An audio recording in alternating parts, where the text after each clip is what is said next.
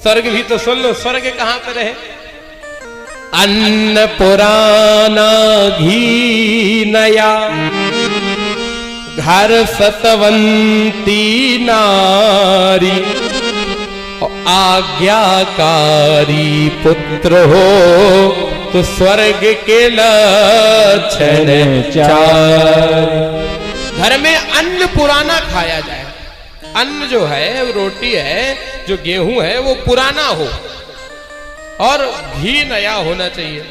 पुराने अन्न का मतलब क्या है? पुराने अन्न का मतलब है कि रोटेशन से। कई लोगों का हमने देखा ये आदत होती है क्या कि महाराज अगर अप्रैल के महीने में गेहूं कट रहे तो रोज जलेबी आ रही, रोज पनीर आ रहा, फिर पूरे नवंबर में वो आटा मोल ले लेके उधार आ रहा। तो ऐसा भी नहीं करना चाहिए, एकदम नहीं। वो थोड़ा सा ध्यान में रखना चाहिए। भाई आपको समझा रहे हैं डिगने वालों, तो कथा के लिए आपने हमें बुलाया है तो हमारी जिम्मेदारी है कि थोड़ा कुछ सिखा के जाना आपको, है ना। तो अन्न पुराना होना चाहिए, घी नया। अन्न पुराना खावे लेकिन नया घी। ए भैया बीच में नहीं आना हमारे पास तक, तो गड़बड़ हो जाएगा। एक प्रधान के आगे जो खड़े हैं, तुम्हारी जिम्मेदारी, तुम तो यहीं रहो, तुम काहे चले गए? यहीं रहो, तुम यहीं रखाओ, किसी को मत आने दो। कथा के बाद कथा हम कर ले, फिर आ जाओ सब लोग, कोई दिक्कत नहीं। हाँ मान लो आपको हम देखो इसलिए मना करते हैं, तो कई लोग कह रहे हैं महाराज जी बीच में आने नहीं देते, चढ़ाने नहीं देते। देखो जिनको जो आना है चढ़ाना है, हम किसी के लिए कोई मना नहीं कर रहे, लेकिन पहले आप आओ, बैठो, कथा सुनो, और कथा करने के बाद बात अच्छी लगे तो पैसा फंसाओ, ना अच्छी लगे तो वापस। देखो ये एक नंबर का माल है, कोई महाराज कोई गड़बड़ सड़बड़ थोड़ी। तुम चिंता मत करो भाई, आप तो बस बैठो, चुपचाप बैठ करके कथा सुनो। बीच में देखो विविधान होता है, आप देख ही रहे हो, कोई कलम पेन कागज डायरी हम लोग रखते नहीं है, एक जरा सी पर्ची भी मंच पे नहीं मिलेगी, ऐसे ही सुनाते हैं। तो इसलिए हमारी जिम्मेदारी है कि थोड़ा आपको व्यवस्थित ढंग से सुना पाए। अन्न पुराना घी नया, अन्न पुराना खाना चाहिए, घी नया ही खाना चाहिए। नया घी क्यों?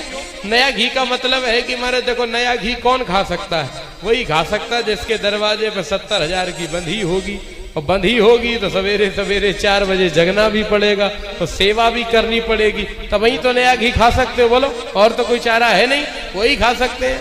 या फिर आप लोग खा सकते हो, या फिर हम लोग का मतलब जिन्ने लाद अली महाराज, यहाँ तो दूसरे ही के घर है खाना है, रोज कोई ना कोई यजमान मिल जाता तो बढ़िया ले आता नए ही घी, मोरे महाराज अभी आया, तो इसलिए महाराज तो कहीं ना कहीं व्यवस्था बन जाती।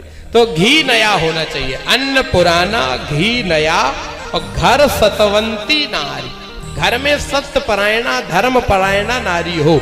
देखो घर वही संस्कारित हो सकता है, उसी घर से संस्कारों की सुगंध आ सकती है, शांति की खुशबू आ सकती है, जहां पर माताओं का सम्मान होता हो, जहां पर माताओं का महाराज सम्मान होगा, वहां हमेशा संस्कृतियों की, सभ्यताओं की महाराज सुगंध आएगी, खुशियों की, शांति की खुशबू आएगी। लेकिन माताओं के ऊपर जिम्मेदारी पूरे घर की है कि माताओं की जिम्मेदारी है कि जब भी बोले तो चेहरे पर मुस्कुराहट होना चाहिए, कभी तनाव नहीं होना चाहिए। माताओं में 3 चीजें आ जाएं, क्या क्या? एक तो धीरे चलती हो, धीरे बोलती हो, और जब बोले तो चेहरे पर मुस्कुराहट हमेशा होनी चाहिए। कभी घर में कोई कलेश हो ही नहीं सकता, ये जिम्मेदारी है।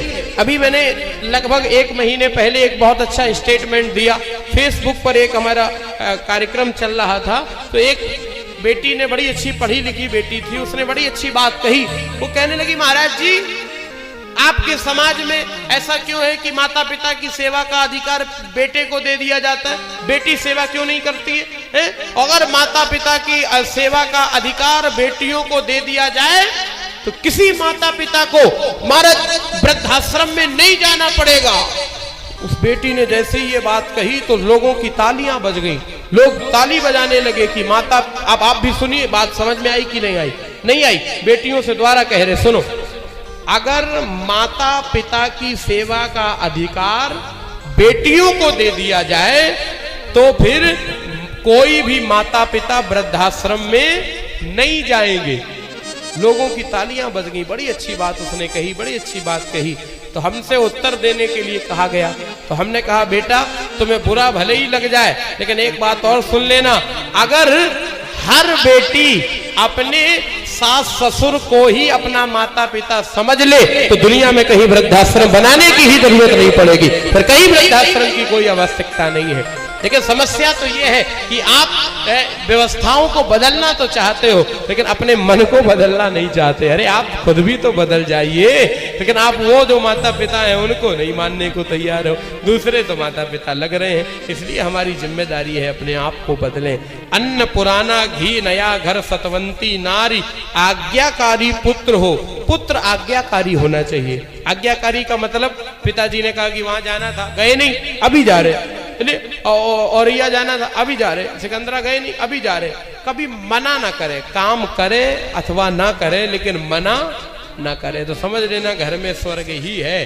देखो बेटा बेटी यहाँ बहुत बैठे हैं, युवान बहुत बैठे हो, देखो आप बहुत कुछ करोगे जीवन में, करते रहिए, लेकिन माता पिता से आप केवल पूछते रहिए। आप भले ही अपनी मर्जी से अपने पैसे से करिए, लेकिन अगर माता पिता से एक बार पूछ लोगे ना कोई काम करने से पहले, तो इन माता पिता को ये लगता रहता है कि हमारे जिंदा रहने का भी कोई मूल्य बचा है। और जिस दिन आप इनसे बिना पूछे अपना काम करने लग जाते हो, उसी दिन इन माता पिता को लगने लगता है कि अब हमारा कोई मूल्य नहीं है, अब हमारा कोई वजन नहीं रहा, अब हम क्यों जिंदा हैं। इनको तो अपने जीवन होने पर भी बड़ा दुख होने लगता है। इसीलिए इन माता पिता से पूछ कर कार्य करिए।